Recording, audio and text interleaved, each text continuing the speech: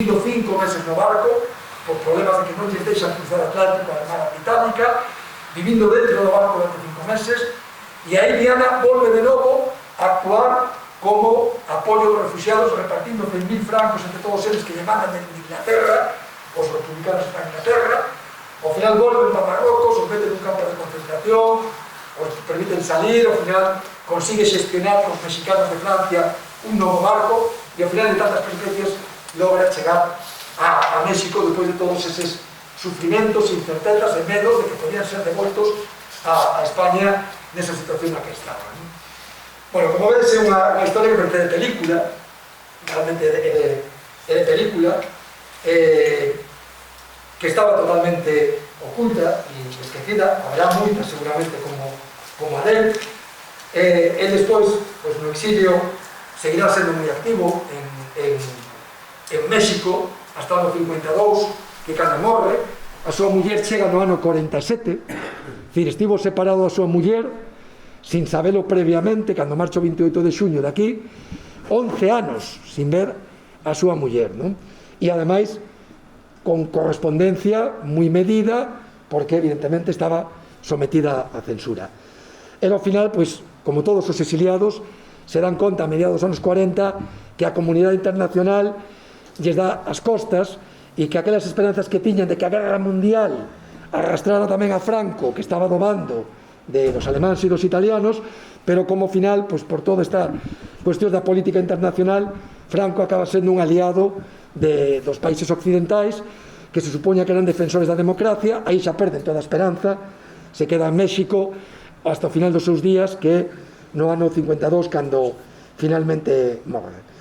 Bueno, en definitiva, este traballo que fixen, que espero a todos que o leades que vos guste, que disfrutedes con el, foi para min como resucitar a un morto, non? Pero a un morto con mayúsculas, estaba morto e ben morto, non todos, no sentido máis amplio da palabra, porque estaba totalmente esquecido, incluso dentro da súa familia pouco se sabía de todo isto que agora sae a luz.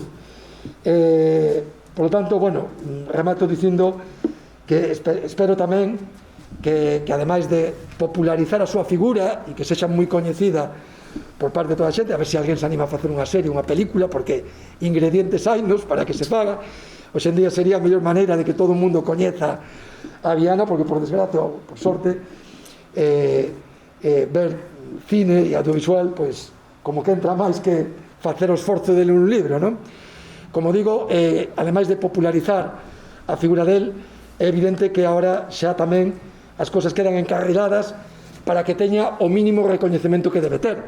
Escoitachedes como falei de xente que como mínimo teñen unha rúa. Non digo que fixeran menos que Viana, fixeron outras cousas diferentes, Fernández Vega, Benavides, Amado Garra, por non ir moi lonxe daqui de Pontareas. Alejandro Viana non ten ningún recoñecemento nin en Vigo, nin en Pontareas, nin en ningún lugar. Non ten nin o máis mínimo recoñecemento a pesar do que fixo ao longo da súa vida. Por lo tanto, nada máis agradecervos que viñerades e que todos que leades o libro, pois que o disfrutedes e que me axudedes desa maneira a recuperar do esquecemento a unha persoa tan entrañable e tan admirable como foi o meu tío bisavó Alejandro Viana. Moitas grazas.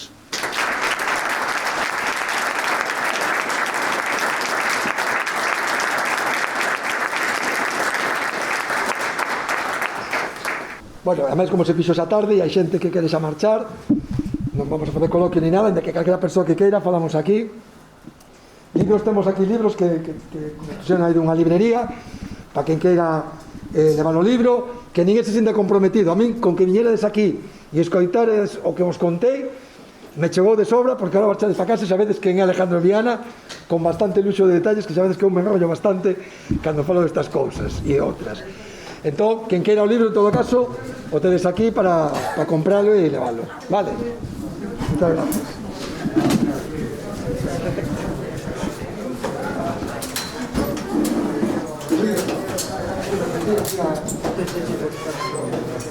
Bueno, por supuesto que evolucionen. ¿Cuánto vale?